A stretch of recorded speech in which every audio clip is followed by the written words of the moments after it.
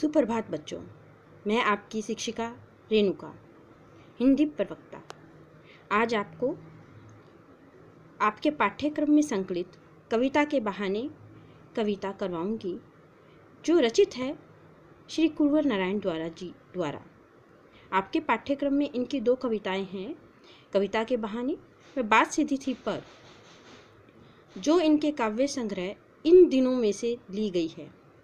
सबसे पहले हम आज कविता के बहाने करेंगे। बच्चों, इस कविता में कविता के अस्तित्व को लेकर आशंकाओं का निराकरण किया गया है कि कविता क्या भविष्य में अपने वजूद को बचाए रखेगी या अतिशय यांत्रिकता के दबाव में आकर कविता का अस्तित्व ही खत्म हो जाएगा। इन अपार संभावनाओं को टटोलती हुई यह कविता हमें बताने में सक्षम है कि कविता के लिए कोई सीमा तय नहीं है, वह असीम है और वह भविष्य में भी अपने अस्तित्व को बनाए रखने में सक्षम है। अनेकों उदाहरणों द्वारा यहाँ कविता की तुलना चिड़िया, फूल व बच्चे से की गई है, जिनमें केवल बच्चा ही इन संभावनाओं पर खरा उतरता है कि कविता के समकक्ष अगर किसी के जीवन को रखा जा सकता है तो वह बच्चा है, क्योंकि बच्चा ही सीमाओं का ध्यान नहीं रखता है। इसी प्रकार कविता भी सीमाहीन है, उसके लिए भी कोई संसार या समय या जड़ चेतन या नियम मायने नहीं रखते हैं। आइए हम अपनी कविता पढ़ते हैं। कविता एक उड़ान है चिड़िया के बहाने, कविता की उड़ान भला चिड़िया क्या जाने। बाहर भीतर इस घर उस घर, कविता के पंख लगा उड़ने के माने, चिड़िया क्या जाने। बच्चों, इस कविता के पहले ही पद्यांश में कवि उन संभावनाओं को खारिज करता है जिनके बीच ये सोचा जाता है कि यांत्रिकता के प्रभाव में कविता का अस्तित्व नहीं रहेगा। पहली पंक्ति में कवि कविता की उड़ान यानी कविता के पहुंच का वर्णन चिड़िया के माध्यम से करता है और चिड़िया की उड़ान की तुलना कविता की उड़ान से करता हुआ दिखाई देता है। किंतु कवि कहता है कि कविता की उड़ान की तुलना चिड़िया की उड़ान से करना गलत है, क्योंकि चिड़िया की उड़ान एक सीमित क्षेत्र तक रहती है। चिड़िया जो उड़ती है वह आसमान में बाहर भीतर यानी इस घर से उस घर तक ही जाती है, किंतु कविता अपनी कल्पना रूपी पंखों को लगाकर जब उड़ान भरती है तो वह अनंत आकाश यानी अनंत देश काल सीमाओं समय की बाधाओं को पार करती हुई उड़ती है।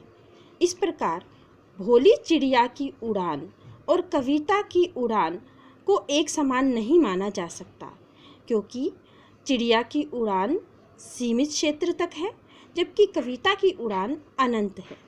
अतः बच्चों, यहाँ यह सिद्ध होता है कि जो कविता है उसकी उड़ान अनंत काल तक जारी रहती है। इस एक पद में ही जो भाषा शैली का उपयोग किया गया है वह बहुत ही सरल, सहज, खड़ी बोली का प्रयोग है और भाषा के अंदर प्रसाद गुण सर्वत्र व्याप्त है। वर्णनात्मक शैली का प्रयोग करते हुए अनुप्रास, प्रश्न अलंकार और व्यतिरेक अलंकारों का प्रयोग भी किया गया है और कविता को मानवीकरण करके प्रस्तुत किया गया है, क्योंकि यहाँ चिड़िया के साथ उसकी तुलना की गई है। अतः बच्चों, पहले से में ही ये सिद्ध हो जाता है कि कविता चिड़िया के समान नहीं है, चिड़िया से कहीं बेहतर है। हम अब अगला पहरा पढ़ेंगे, जिसमें कविता एक खिलना है फूलों के बहाने। कविता एक खिलना है फूलों के बहाने, कविता का खिलना भला फूल क्या जाने। बाहर भीतर इस घर उस घर, बिना मुरझाए महकने के माने, फूल क्या जाने।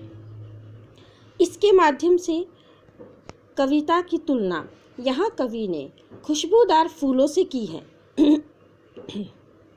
जबकि फूलों का कार्य होता है कि मानव जीवन में खुशबू और प्रसन्नता का फैलाव करना। लेकिन बच्चों, फूल भी कुछ क्षण खिलने के पश्चात मुरझा जाते हैं और उनकी खुशबू अनंत काल तक नहीं रहती है।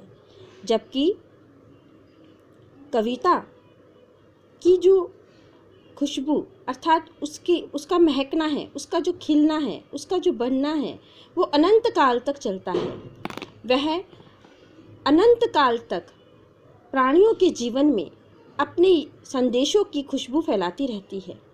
अतः फूल चाहे खिलकर कितनी ही खुशबू या सुगंध बिखेरे, परंतु कुछ समय बाद वे अवश्य ही मुरझा जाते हैं तथा अपनी महक को खो बैठते हैं। जबकि कविता की सुगंध कालातीत है, काल से परे है। कविता एक बार खिलने के बाद कभी मुरझाती नहीं है। इसकी सुगंध समय और स्थान दोनों को अपने आगोश में लेकर सर्वत्र अपनी कभी न समाप्त होने वाली खुशबू को बिखेरती रहती है। इस प्रकार हम कह सकते हैं, या कहने का भाव यह है कि फूल अपनी खुशबू से और कविता अपने विचारों से, उपदेशों से, शिक्षाओं से लोगों को प्रसन्न करती है। परंतु फूल जहाँ कुछ समय बाद मुरझाकर अपनी खुशबू खो बैठते हैं, वहीं कविता अनंत काल तक अपने विचारों, उपदेशों, शिक्षाओं से लोगों को निरंतर प्रसन्न बनाए रखती है। इस प्रकार ये सिद्ध होता है कि फूलों की खुशबू अल्पकालिक है, जबकि कविता की खुशबू अनंतकालिक है। इसमें भी कवि ने आम बोलचाल की भाषा का सहज प्रभाव यहाँ पर किया है और प्रसाद गुण सर्वत्र विद्यमान है। अनुप्रास, प्रश्न, व्यतिरेक आदि पदमैत्री अलंकारों का प्रयोग किया गया है। कविता का मानवीकरण किया गया है और तुकांत शैली का यहाँ वर्णन है। व्यंजना शब्द शक्ति का प्रयोग हुआ है। अगले पहरे में बच्चों कवि कहता है कि कविता एक खेल है बच्चों के बहाने। कविता एक खेल है बच्चों के बहाने, बाहर भीतर यह घर वह घर, सब घर एक कर देने के माने बच्चा ही जाने। इन पंक्तियों में कवि ने कविता के किसी भी भेद